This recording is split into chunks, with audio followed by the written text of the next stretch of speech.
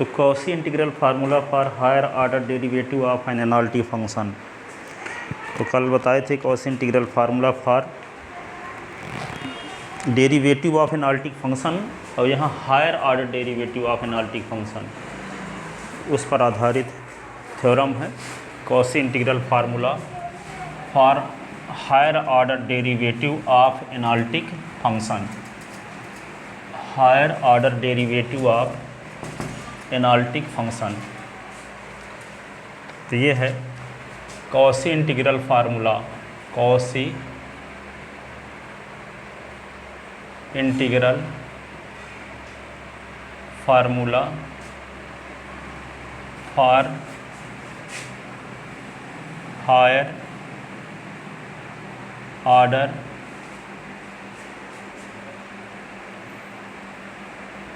Of derivative, higher order of derivative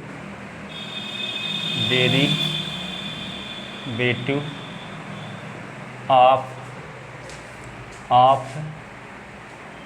N analytic function, analytic function. Cauchy integral formula for higher order derivative of an analytic function. ठीक है, तो यहाँ पे इसका statement है,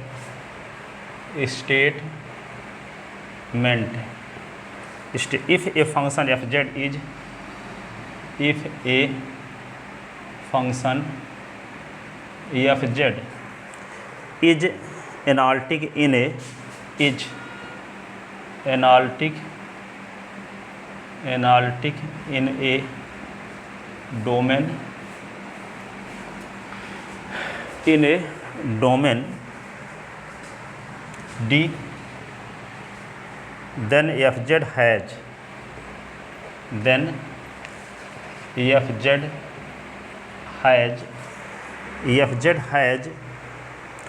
at any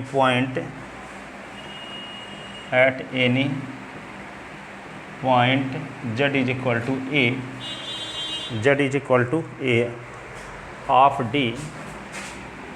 of D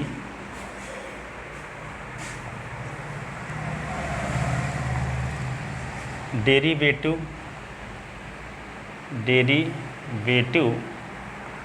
of all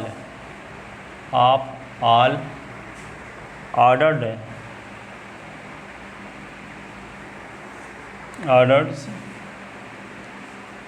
all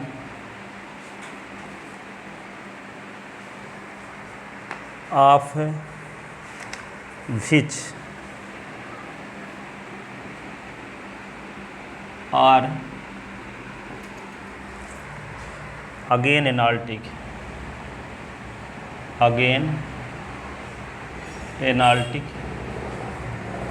in D, their value are given by their value are given by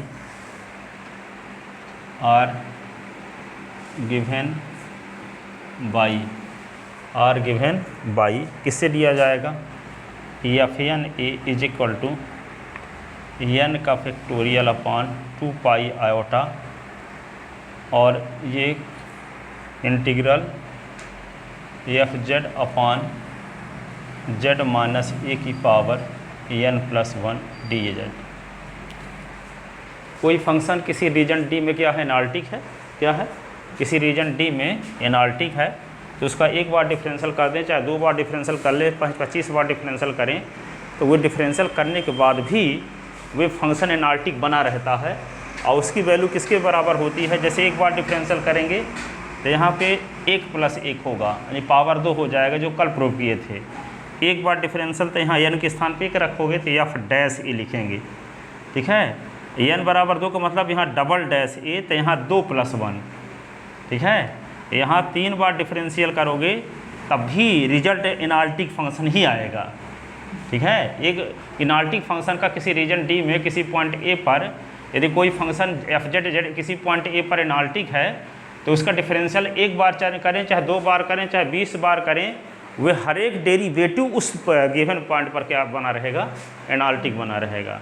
ठीक है, यदि कोई फंक्शन यदि एनालिटिक है z बराबर a पर, तो z बराबर उसका सेकंड डेरिवेटिव एनालिटिक रहेगा, थर्ड डेरिवेटिव एनालिटिक रहेगा, और nth डेरिवेटिव भी क्या रहेगा, उसका एनालिटिक बना रहेगा। ठीक है, अर्थात nth डेरिवेटिव की भी value s z is equal to a पर निकालोगे तो माइनस इन्फिनिटी या इन्फिनिटी नहीं आएगा। ठीक है, ईच कंडीशन में वो डिफरेंशिएबल वे एनालिटिक बना ही रहेगा। ठीक है, जैसे आप ये जानते हो कि f x is equal to यदि कॉन्टिन्यूअस की बात करें कि यहाँ पे मान लो एस क्यूब है प्लस 3s स्क्वायर है, तो इसका ये कॉन्टिन्यूअस डिफरेंशिएबल है, जानते न हो। ठीक है, तो यहाँ पे ये फंक्शन क्या है, इसकी पावर क्या है, होल नंबर है, ये पॉलिनोमियल फंक्शन है, तो ये फंक्शन क्या है, कॉन्टिन्यूअस है। मान लो इसका एक बार डिफरेंशियल कर देंगे तो क्या होगा, 3x स्क्वायर प्लस 6s, ये भी डिफरेंशियल रहेगा। दोबारा डिफरेंशियल कर दो तो क्या होगा, 6x प्लस 6, ये भी डिफरेंशियल रहेगा। 3 बार डिफरेंशियल कर दो तो 6, ये भी क्या होगा, कॉन्टिन्यूअस होगा। तो यदि ये पॉलिनोमियल फंक्शन है तो इसका 1 बार 2 बार 3 बार 4 बार 6 जितनी बार करें उसका डिफरेंशियल, तो जितने का एग्जिस्टेंस होगा वो सब क्या बना रहेगा, कॉन्टिन्यूअस ही बना रहेगा। यदि फंक्शन कॉन्टिन्यूअस तो उसका फर्स्ट डेरिवेटिव भी कॉन्टिन्यूअस, सेकंड डेरिवेटिव भी कॉन्टिन्यूअस, थर्ड डेरिवेटिव भी कॉन्टिन्यूअस। इसी प्रकार क्या है, एफ जेड यदि एनालिटिक है, एफ जेड एक एनालिटिक फंक्शन है z is equal to a पर। ठीक है, तो एफ डैश ए भी क्या होगा, z is equal to a पर एनालिटिक होगा। एफ डबल डैश ए भी z बराबर ए पर एनालिटिक होगा। एफ ट्रिपल डैश ए भी z is equal to a पर एनालिटिक होगा। तो यहाँ कोई भी पॉजिटिव इंटीजर लिया जाए, एफ 25 ए भी क्या होगा, z is equal to a पर एनालिटिक होगा। तो एफ एन ए भी z is equal to a पर एनालिटिक होगा, जहाँ n कोई भी पॉजिटिव इंटीजर हो। अर्थात ऑल पॉजिटिव इंटीजर के लिए एनालिटिक फंक्शन का डेरिवेटिव हायर ऑर्डर वाले भी क्या बने रहेंगे, एनालिटिक बने रहेंगे। ठीक है ना, तो कैसे कहेंगे कि n की ऑल पॉजिटिव इंटीजर वैल्यू के लिए ये एनालिटिक फंक्शन बना रहेगा। तो ये एनालिटिक फंक्शन तो बना रहेगा, लेकिन इसकी वैल्यू किससे दी जाएगी, इससे दी जाएगी। F n a is equal to n का factorial upon 2 pi iota F z upon z minus ए की power n plus 1 d z integral along the close contour c. ठीक है, क्लोज कंटूर सी के एलॉन्ग इंटीग्रल इसके बराबर होगा, इसके बराबर होगा। अर्थात एफ एन ए की वैल्यू इसके दी जाएगी। एक बार डिफरेंशियल की वैल्यू हो तो एक का फैक्टोरियल है ना, 2 pi iota upon z minus ए की power 1 plus 1 d z c दी जाएगी। 2 बार डिफरेंशियल है तो एफ 2 लिख देंगे यहाँ, यह डबल डैश है ना, क्या लिखेंगे, डबल डैश।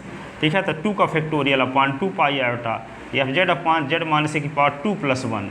यहाँ पे nth डेरिवेटिव तो क्या n हो गया, 10 डेरिवेटिव तो क्या लिखेंगे, या फिर 10a, यहाँ 10 का factorial upon 2 pi iota F z upon z minus ए की पावर 10 प्लस 1 डी जेड से दी जाएगी। ठीक है ना, तो ये आप ये पढ़े हो, आप चैप्टर 4 में और 11th क्लास में principal of mathematical induction method क्या पढ़े हो, principal of mathematical induction method, principle of induction method. इसको हिंदी में कहते हैं गणितीय आगमन का सिद्धांत। क्या कहते हैं, गणितीय आगमन का सिद्धांत। तो गणितीय आगमन का सिद्धांत, principal of mathematical induction method की मीनिंग क्या है। जैसे मान लो कोई स्टेटमेंट है 1 + 2 + 3 + 4 + 5 + ये नेचुरल नंबर का सम है, इसको लिखते हैं सिग्मा n, और इसकी वैल्यू होती है n + 1/2। ये आप पढ़े थे ब्राह्मी क्लास में पढ़े हो। ठीक है, तो n ये प्राकृतिक संख्याओं का योगफल, इसको सिग्मा n से डिनोट करते हैं, n + 1/2। ठीक है, तो इस स्टेटमेंट का नाम हम रख दें Pn। क्या रख दें, Pn such that 1 + 2 + 3 + 4 + 5 plus dash dash यहाँ पे n इज इक्वल टू क्या हुआ, n + 1/2। ठीक है, तो यहाँ पे n for n is equal to 1, तो n इज इक्वल टू 1 का मतलब ये हुआ कि इसका एक ठो पद लें, पहला वाला भर, इधर n के स्थान पे 1 रखें, तो 1 + 1/2। तो 1 यहाँ पे क्या होगा, 1 × 2/2 कट गया, तो क्या आया, 1 = 1। इसका मतलब ये Pn n = 1 के लिए ट्रू है, Pn n = 1 के लिए ट्रू है, क्योंकि दोनों साइड सेम आ रहा है। अब n बराबर 2 के लिए for n is equal to 2 ये चेक करना चाहते हैं। n इज इक्वल टू 2 के लिए तो इसका क्या करेंगे, Pn जब दिया है तब p यहाँ पे 2 रख दें, तो 2 का मतलब ये हुआ कि 2 टर्म इधर लें क्रम से 1 और 2, इधर n के स्थान पे 2 रखें, तो 2 रखेंगे 2 + 1, 2 + 1, तो यहाँ पे क्या आएगा 2 कट गया, तो 3 इज इक्वल टू 3 आया कि नहीं है। For n is equal to 3 का मतलब क्या हुआ, 3 टर्म इधर लेंगे 1 + 2 + 3, और यहाँ 3 n के स्थान पे क्या रखें 3, 3 + 1/2, तो क्या होगा 3 × 4/2, 2 जा तो 1 6 हुआ, और इधर भी 6 आएगा कि नहीं। तो हम कब तक ऐसे रखते जाएं, पूरी ज़िंदगी चाहे रखते रहो, सेम आता ही जाएगा। इसलिए हम एक n बराबर 1 के लिए चेक करते हैं कि ट्रू है कि नहीं है, फिर डायरेक्ट लिख लेते हैं कि n बराबर m के लिए ट्रू है, n बराबर m के लिए ट्रू है मान लेते हैं डायरेक्ट। क्यों, 2 1 के लिए ट्रू है तो 2 के लिए भी होगा, 3 के लिए भी होगा, 4 के लिए भी होगा, 5 के लिए होगा, 6 के लिए होगा, तो हम मान लेते हैं कि n बराबर m के लिए ट्रू है।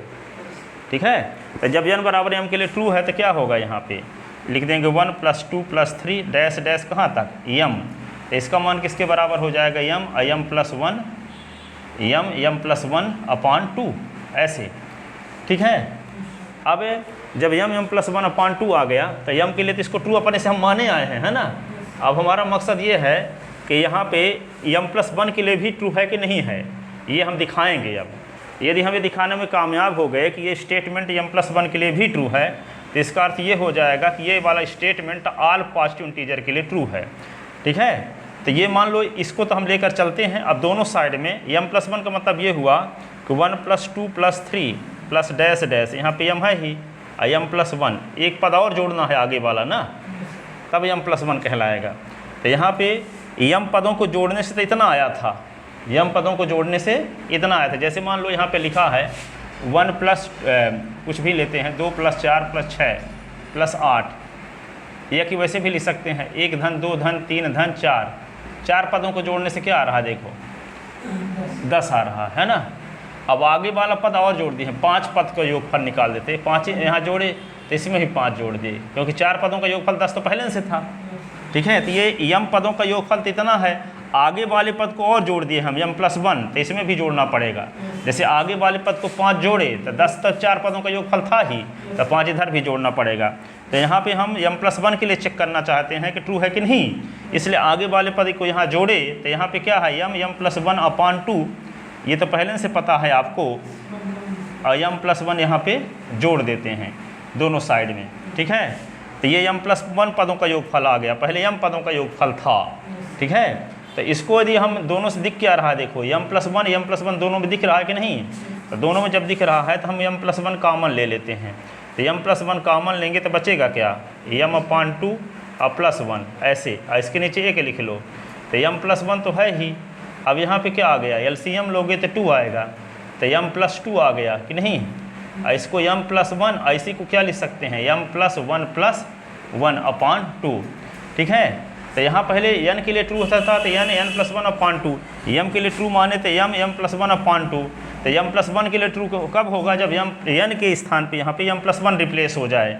तो देखो यहाँ m के स्थान पे m + 1 है, फिर m के स्थान पे m + 1 यहाँ भी है, एक्स्ट्रा 1 है ही यहाँ। ठीक है, इसका मतलब ये कि ये स्टेटमेंट क्या है, m + 1 के लिए भी ट्रू है।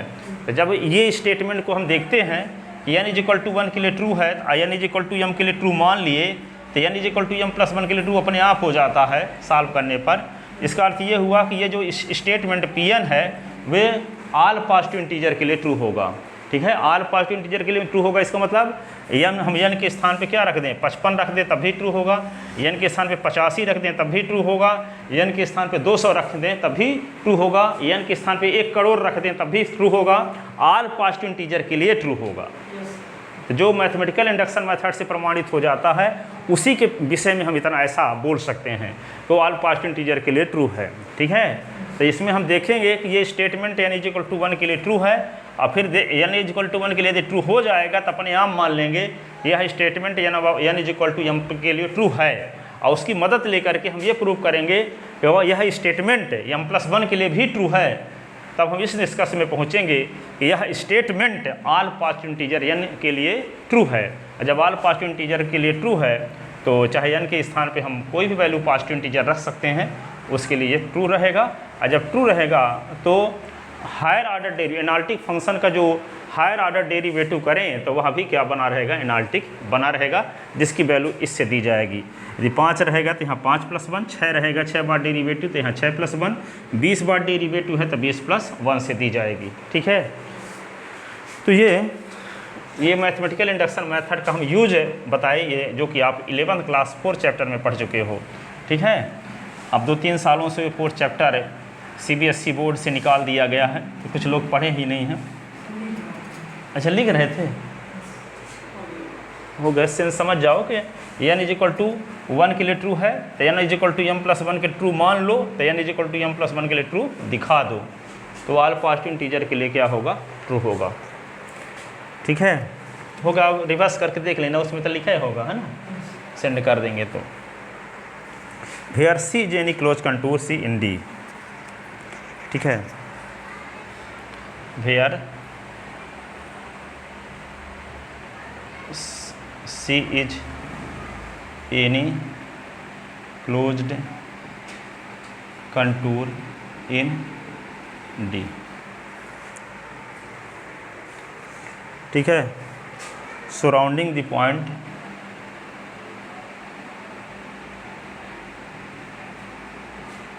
Z =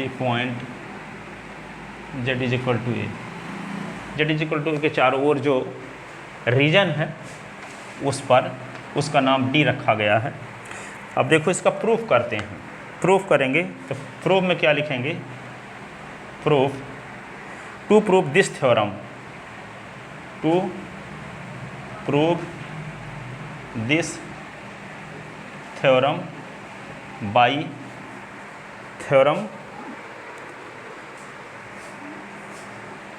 we use mathematical induction method, mathematical induction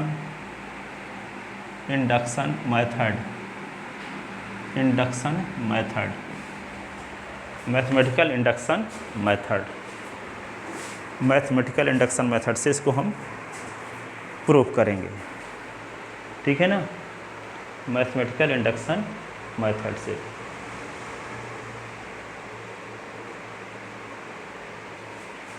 अब देखते हैं,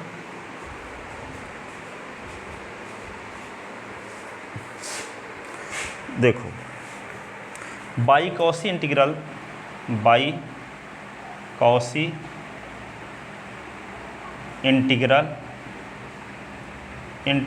फार्मूला वी हैव। क्या होता है कॉसी इंटीग्रल फार्मूला से, FA = होता है 1/2 pi iota C FZ/Z - A dz। अब एक ये सामीप्य में नेबरहुड, तो let A + H is a point in a neighbourhood, is a point in neighbourhood of a point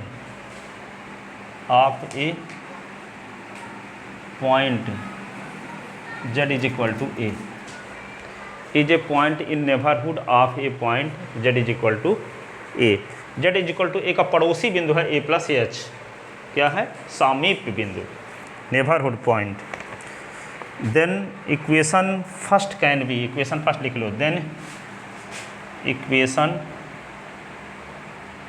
first can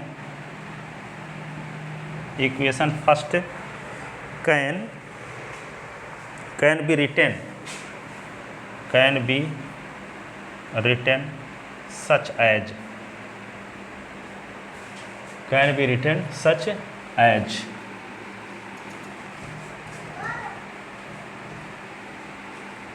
कैसे लिख सकते हैं, F है A + H = जहाँ A है वहाँ उसका पड़ोसी वाले बिंदु को रख दिए, तो क्या होगा 1/2 pi iota C FZ Z minus, जहाँ ए है वहाँ ए माइनस एच लिखना है, तो ए प्लस एच लिखोगे तो माइनस का गुणा भी, तो दोनों माइनस में, और ये होगा डी एच। ये इक्वेशन हो गया सेकंड।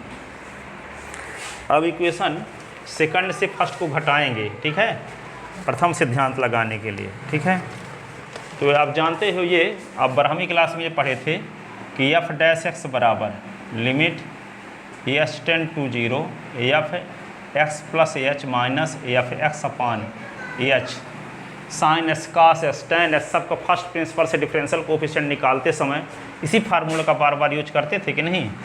एफ डैश एस बराबर limit h tend to 0 f s plus h minus f s upon h, जिसको हम फर्स्ट प्रिंसिपल कहते हैं, प्रथम सिद्धांत कहते हैं, मूल नियम कहते हैं, ठीक है, डिफरेंशियल कोफिशिएंट की डेफिनेशन कहते हैं इसी को, ठीक है। तो ये फार्मूला होता है। अब इसी में ए एस के स्थान पे क्या आ गया, एफ डैश ए, तो क्या लिखेंगे, limit h tend to 0 f a plus h minus f a upon h. तो इसकी ज़रूरत है क्योंकि एफ डैश ए लाना चाहते हैं, है ना, तो एफ डैश ए लाने के लिए इसकी ज़रूरत है। तो हमें एफ ए तो आपको कॉस इंटीग्रल फार्मूला से आ गया। अब ए का पड़ोसी बिंदु लिए हैं ए प्लस एच, तो ए प्लस पड़ोसी बिंदु के लिए भी क्या होगा, ये सेटिस्फाई होगा, ठीक है। तो कोई फंक्शन किसी पॉइंट पर एनालिटिक है तो उसके सामीप्य में भी एनालिटिक होता है, उसके पड़ोसियों के पॉइंट पर भी क्या होता है, एनालिटिक होता है, ठीक है।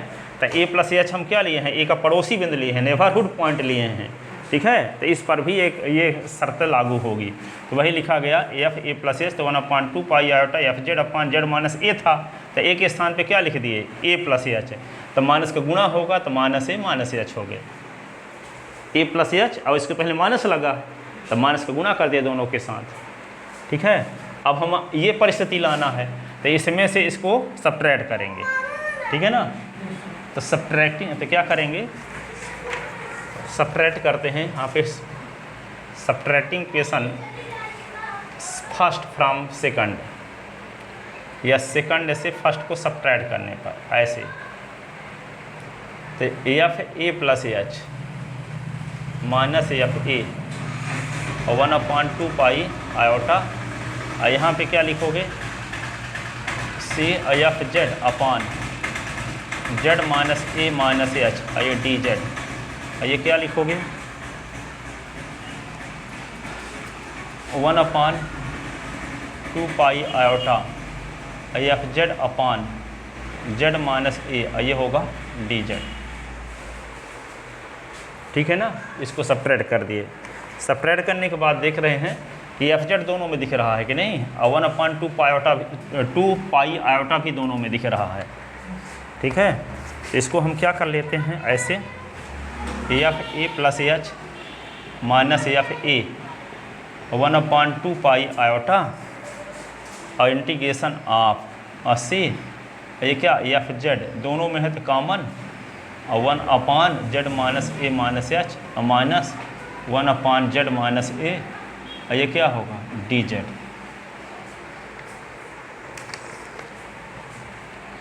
तो ये होगा f a plus h minus f A 1/2 pi iota, ये सी, और ये क्या होगा, एफ जेड,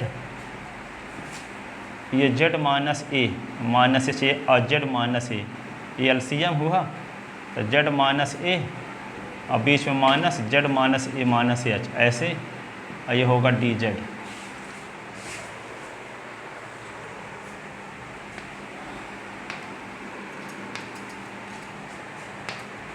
ठीक है, F a plus h minus f A 1/2 pi iota, ये सी, और इसी को क्या लिख सकते हैं, एफ जेड। अब इसका ब्रैकेट खोलोगे तो Z minus a minus Z minus plus A plus H plus A plus H upon Z minus a minus h और जेड माइनस ए, ये क्या होगा, डी जेड। ठीक है, अब जेड से जेड कट गया, ए से ए कट गया, एच बचा। ठीक है, F a plus h minus f A 1/2 pi iota, ये सी, एफ जेड, ये क्या होगा, H upon Z minus a minus h z minus a, ये होगा डी जेड। ठीक है। अब इसको क्या लिख सकते हैं, तो इसी को लिखेंगे ऐसे F a plus h minus f A 1/2 pi iota. अब देखो एच को बाहर निकाल लिए, तो एच को बाहर निकाल लिए तो सी एफ जेड अपान क्या बचा, Z minus a minus H, या जेड माइनस ए पहले लिख लिए, Z minus a minus H बाद में, और ये डी जेड। इस वाले एच को हम इधर लाते हैं, देखो एच को इधर लाएंगे तो बटे में हो जाएगा, ठीक है ना। तो ये क्या होगा, f a plus h minus f a upon h is equal to 1/2 pi iota, ये सी एफ जेड और d z upon Z minus a, ये होगा जेड माइनस एच। ये अब taking limit s tend to 0 on both side, taking limit s tend to 0 on both side, taking limit s tend to 0 on both side, taking limit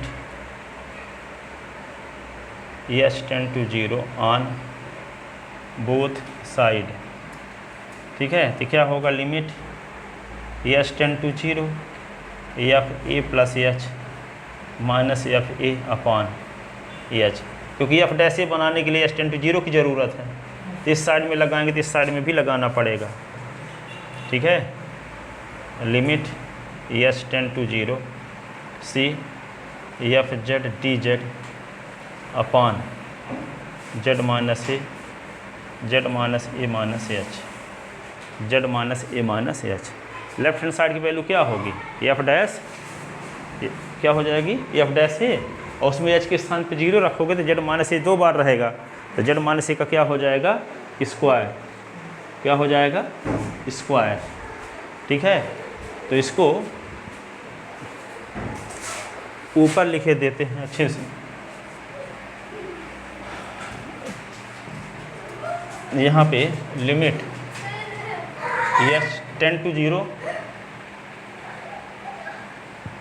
F a plus h minus f a upon h, तो ये होगा limit s tend to 0, और ये क्या होगा, close contour c f z और d z upon Z minus h और z minus a. अब इसको लिख देंगे क्या, एफ डैश ए, है ना, बाई डिफिनेशन ऑफ डेरिवेटिव या फर्स्ट प्रिंसिपल से।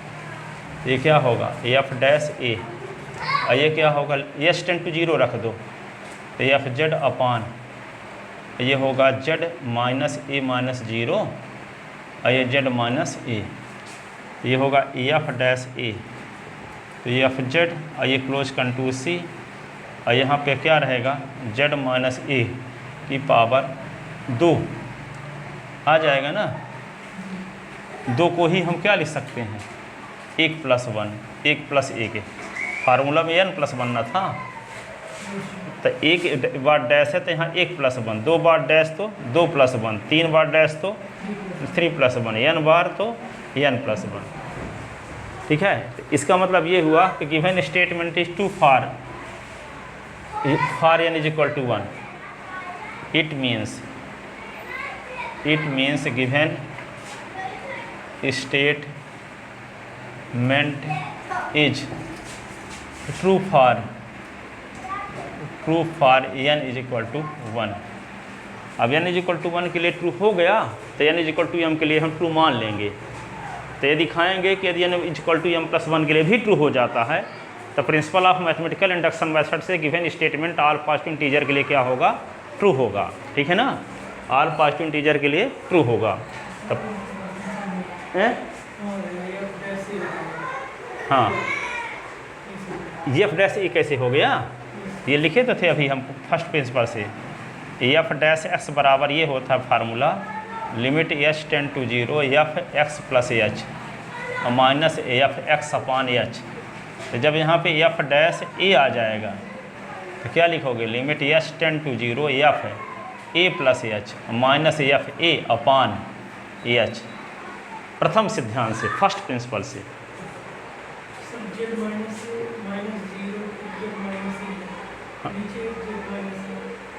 तो जेड माइनस ए ये है, एच के स्थान पे जीरो है, रख दिए थे जीरो, और ये जेड माइनस है। नीचे जेड माइनस ए की पावर 1 और जेड माइनस ए की पावर 1, तो जेड माइनस ए की पावर 2, तो 1 + 1 लिख दिए। जेड माइनस ए की पावर 1 यहाँ भी, तो पावर 2 ना, तो पावर 2 को 1 + 1 लिखा जा सकता है।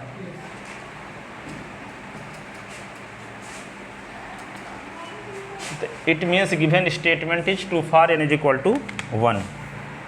ठीक है, अब n = 1 के लिए ये ट्रू हो गया।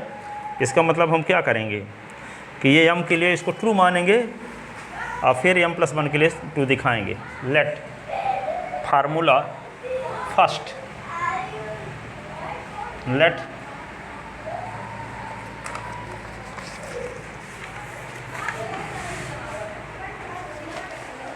वो फार्मूला जो है शुरुआत में जो प्रूव करने वाला m + 1 शुरुआत में स्टेटमेंट में, देखो स्टेटमेंट जहाँ लिखे होंगे क्या लिखे थे, Fn a ना, हाँ, ये n का factorial 2 pi iota c fz upon z minus a की पावर n + 1, ये dz, इसका नाम इक्वेशन a रख लो। हाँ ऊपर है शुरुआत में जहाँ लिखे होंगे, तो क्या लिखोगे, let formula a, let formula a is true for n = m। Formula a n = 1 के लिए ट्रू हो चुका, प्रूव कर दिए। अब इसको हम n = m के लिए ट्रू मानकर चलते हैं। दैट इज, क्या लिख दें, F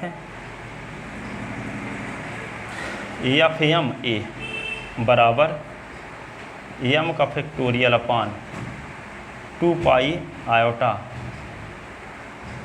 c fz upon z minus a की पावर m + 1, ये होगा dz। We have to show that, then we have to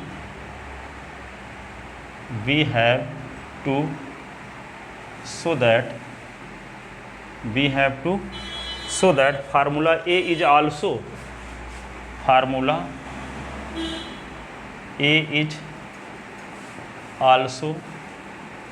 true for n = m + 1। ये हमारा दिखाना गोल है कि फार्मूला A n = m + 1 के लिए ट्रू है। ठीक है, तो नाउ वी कंसीडर,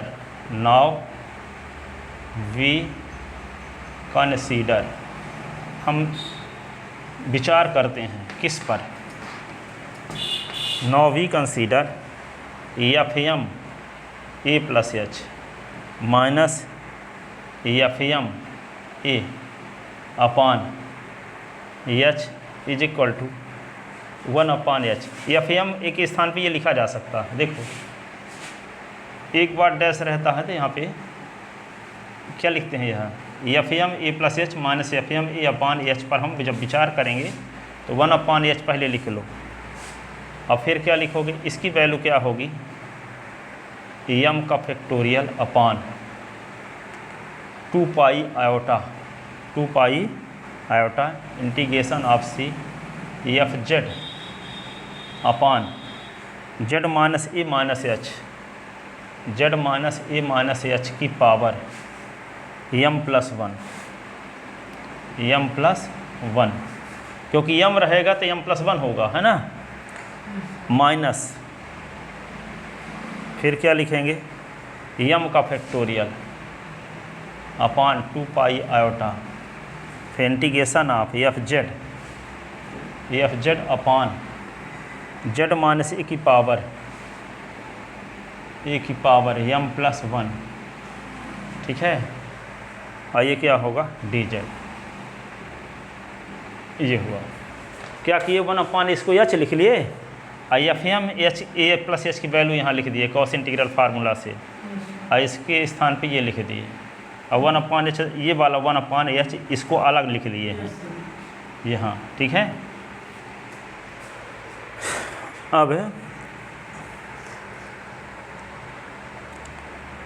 अब इसको क्या लिख सकते हैं, बाय यूजिंग इक्वेशन सेकंड, तो क्या करेंगे इसके स्थान पे,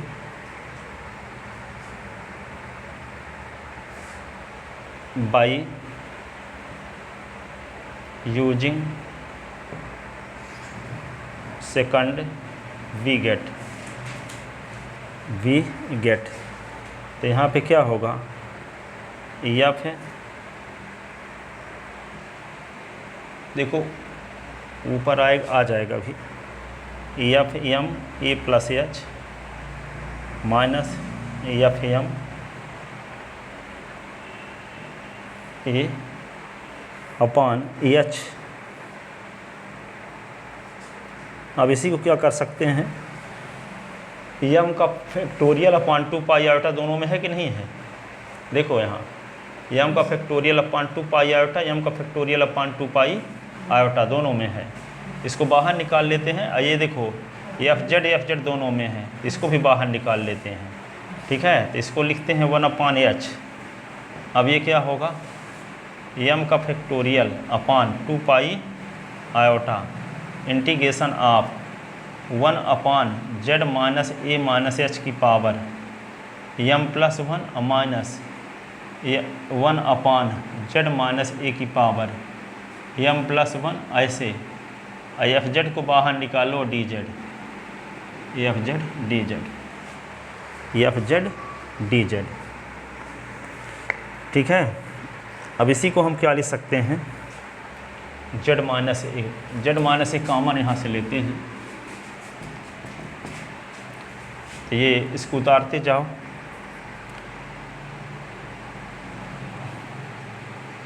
ठीक है। ये क्या आएगा, 1 अपॉन एच, इसको लिखते हैं आगे एम का factorial upon 2 pi iota integration of ये सी, इसमें देखो जेड माइनस ए और माइनस एच दो पद हैं यहाँ, तो जेड माइनस ए को कॉमन लेते हैं नीचे से जब कॉमन लेंगे तो 1 अपॉन जेड माइनस ए को जब कॉमन लें तो पूरे की पावर क्या लगी हुई है, एम प्लस 1 ना, तो एम प्लस 1 जेड माइनस ए की भी पावर होगी, यहाँ जेड माइनस ए अपॉन जेड माइनस ए हो जाएगा, एच अपॉन जेड माइनस ए हो जाएगा अलग से, ऐसे, ठीक है। जेड माइनस ए कॉमन लेंगे तो जेड माइनस ए बटे जेड माइनस ए, एच बटे जेड माइनस ए। अब पावर में एम प्लस 1 रहा करेगा, पावर में एम प्लस 1 ये रहेगा ही। अब माइनस क्या लिख दोगे, 1 अपॉन जेड माइनस ए की पावर एम प्लस 1 पहले से है, ऐसे एफ जेड डी जेड, क्या हो गया ये, एफ जेड डी जेड। अब इसको काट सकते हो आपके, नहीं ऐसे, और जेड माइनस ए की पावर एम प्लस 1 दोनों में है कि नहीं है, इसमें भी है और इसमें भी है, तो दोनों से हम इसको कॉमन ले लेते हैं बाहर। तो बाहर जब कॉमन ले लेंगे तो क्या होगा, 1 अपॉन एच को रहने दो, ये क्या होगा, एम का factorial upon 2 pi iota integration के अंदर है 1 f z upon z minus ए की पावर एम प्लस 1, आइए इसको नीचे क्या बचेगा, 1 upon 1 minus h upon z minus ए की पावर एम प्लस 1 बचा, ये कॉमन लेने के बाद, और ये क्या बचेगा, ये सिर्फ एक बचेगा, ये होगा डी जेड, एफ जेड तो यहाँ लिख दिए, ये सिंगल नीचे नहीं है बने, बटे वाला काम ख़त्म, ये अलग से -1 है, -1, ये इसको कॉमन लेने के बाद, ठीक है ना।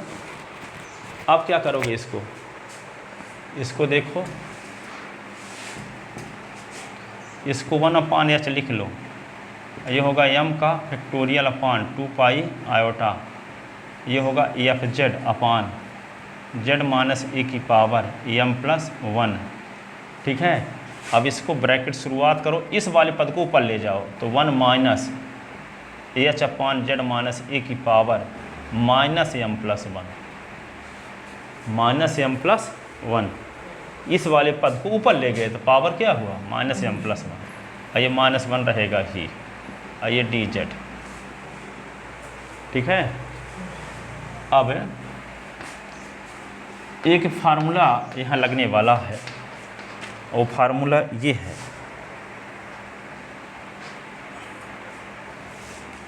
ये फार्मूला है कि 1 - s की पावर -n का बाइनोमियल थ्योरम से एक्सपेंड होता है 1 + n/1 का फैक्टोरियल s की पावर 1।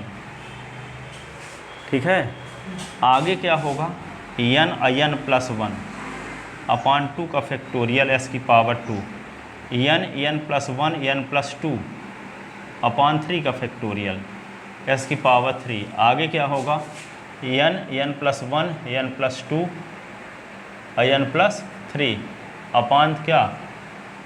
4 का फैक्टोरियल s की पावर 4। इस प्रकार से इसका एक्सपेंड होता है। ठीक है, ये फार्मूला है। तो यहाँ 1 - s का काम कौन कर रहा है, h/z-a। अब पावर -n का काम ये m+1 कर रहा है। इस फार्मूला से इसको खोलते हैं बाइनोमियल थ्योरम से, तो क्या होगा m का फैक्टोरियल अपान 2πi fz/z-a की पावर m+1 है ही। अब इसको बाइनोमियल थ्योरम से जब खोलेंगे तो क्या होगा, 1 पहले रहेगा ना, फिर n का काम कौन कर रहा है m+1 m+1/1 का फैक्टोरियल, और h/z-a की पावर 1। फिर क्या लिखेंगे m+1, अब आगे वाला पद होगा m+1+1/2 का फैक्टोरियल। फिर क्या लिखेंगे h/z-a की पावर 2। आगे वाला पद क्या होगा m+1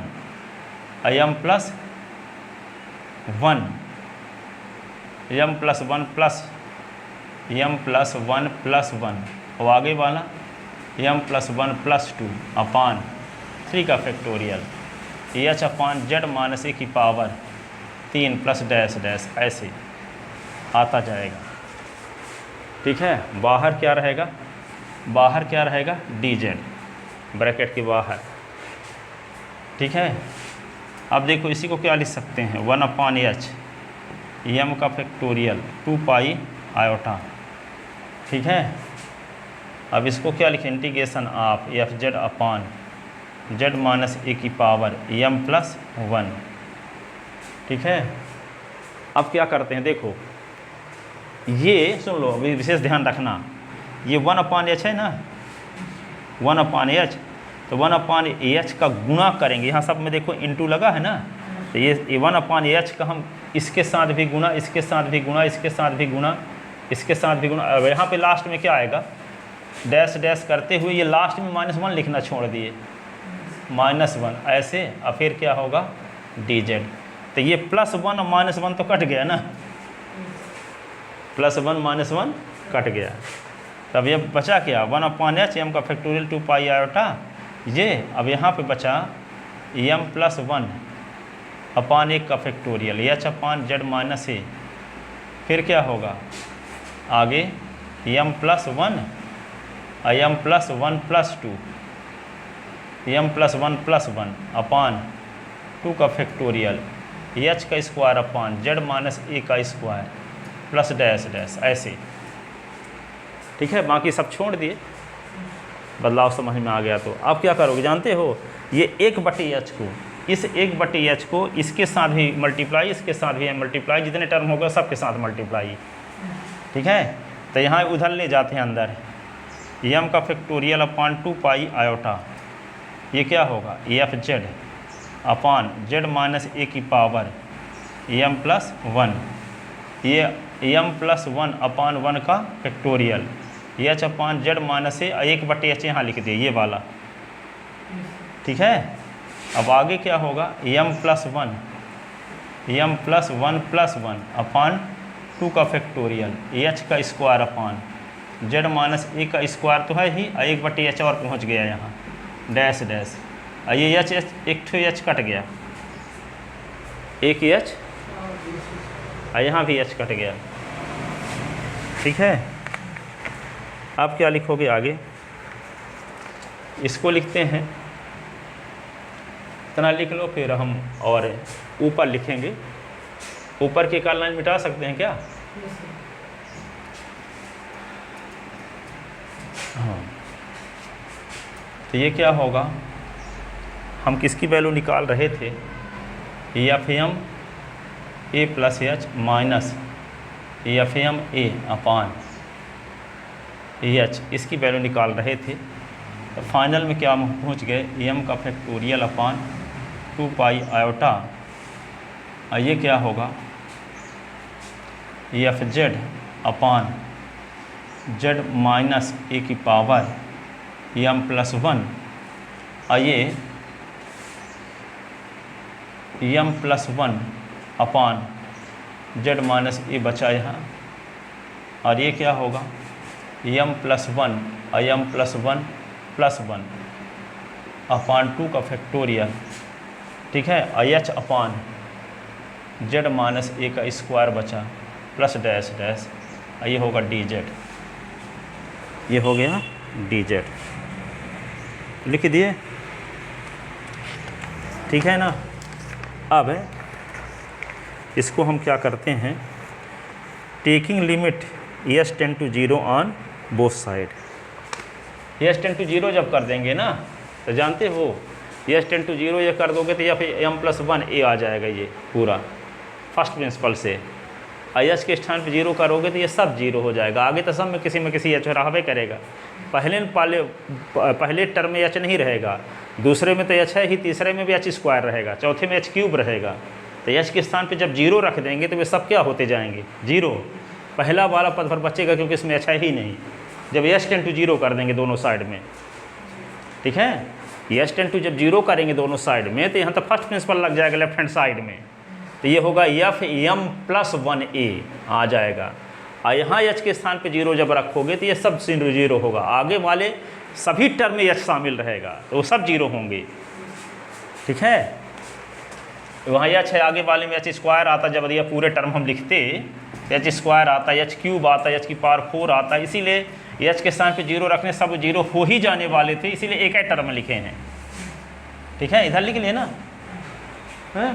आप देखो इसे यहाँ पे taking limit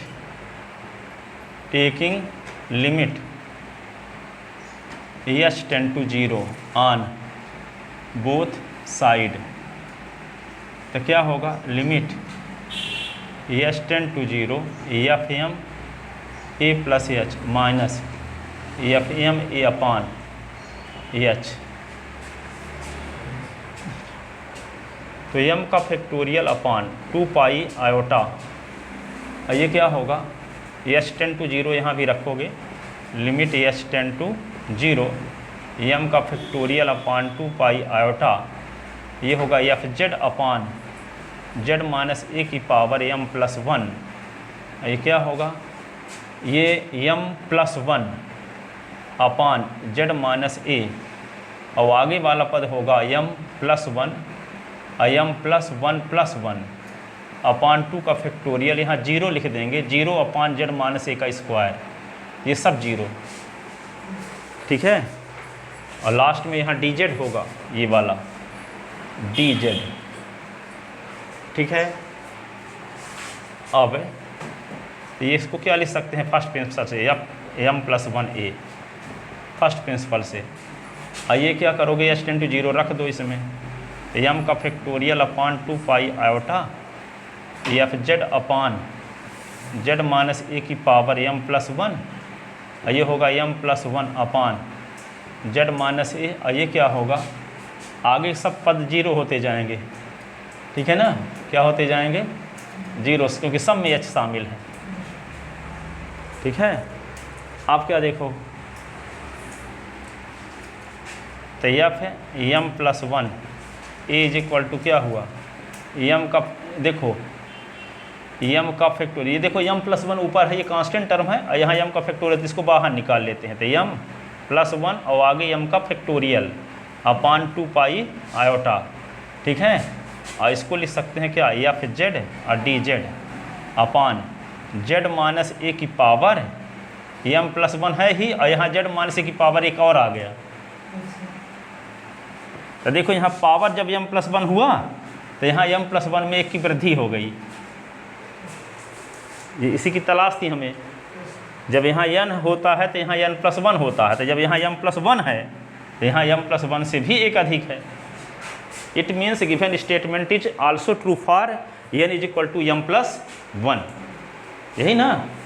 it means given statement is also true for, it means given statement. अब एक चीज़ अब ये लिखिए नहीं, यहाँ पे m+1 है तो m+1 है, जैसे मान लो कहीं पे लिखा है 10 × 9 का फैक्टोरियल, तो 10 का फैक्टोरियल लिखते हैं कि नहीं? 10 × 9 है तो 10 का फैक्टोरियल लिखते हैं। तो इसी को क्या लिख सकते हैं हम, 9+1 है और आगे 9 का फैक्टोरियल, तो क्या लिख देंगे 9+1 का फैक्टोरियल। 9+1 और 9 का फैक्टोरियल है, 10 को हम 9+1 तो लिख सकते हैं ना। तो यहाँ पे 9+1 और 9 का फैक्टोरियल, तो 9+1 का फैक्टोरियल, बड़े पद का फैक्टोरियल। तो यहाँ क्या है m+1 और m का फैक्टोरियल, ठीक है। तो m+1 इसका मतलब क्या हो जाएगा यहाँ m+1 का फैक्टोरियल, ठीक है। m यहाँ पे है 9+1 और 9 का फैक्टोरियल, तो 9+1 का फैक्टोरियल मीन्स 10 का फैक्टोरियल, ठीक है। तो यहाँ पे क्या है m+1 m का फैक्टोरियल, तो ये होगा m का फैक्टोरियल, m+1 का फैक्टोरियल, है ना। तो यहाँ पे गया m+1 और a इज इक्वल टू क्या होगा m+1 का फैक्टोरियल अपान 2πi, ये क्या होगा fz upon z minus a की पावर m+1 और +1, ये dz। It means given statement is also, it means given statement is also true for n is equal to m+1, ठीक है। तो जब स्टेटमेंट 1 गिवन स्टेटमेंट को हम दिखाए कि वे n इज इक्वल टू 1 के लिए ट्रू है और n is equal to m के लिए ट्रू मान कर चले, तो ये दिखा दिए कि n is equal to m+1 के लिए भी ट्रू है। इसका मतलब ये हुआ कि ऑल पॉजिटिव इंटीजर के लिए ट्रू है, ठीक है। Principal of mathematical induction method से। Thus we see that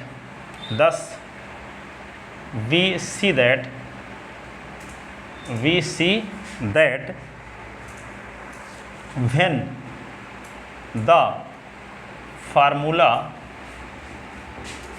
A is true for n is equal to 1, n is equal to m,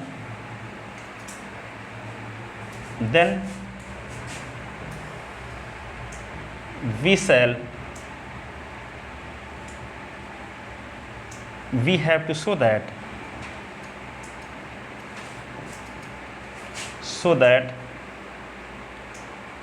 given formula A is also true for n is equal to m+1, then thus principle of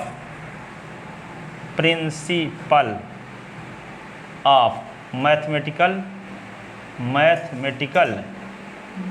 induction method, principle of mathematical induction method given statement is true for all positive integer that is small n belonging for all small n belonging capital N। Natural number के हर एक element के लिए ये condition satisfy है, ठीक है ना। Hence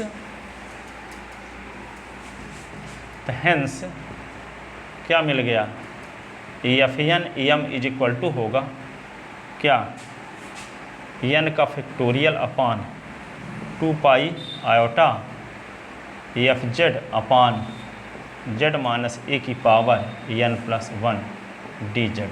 hence proved, hence proved.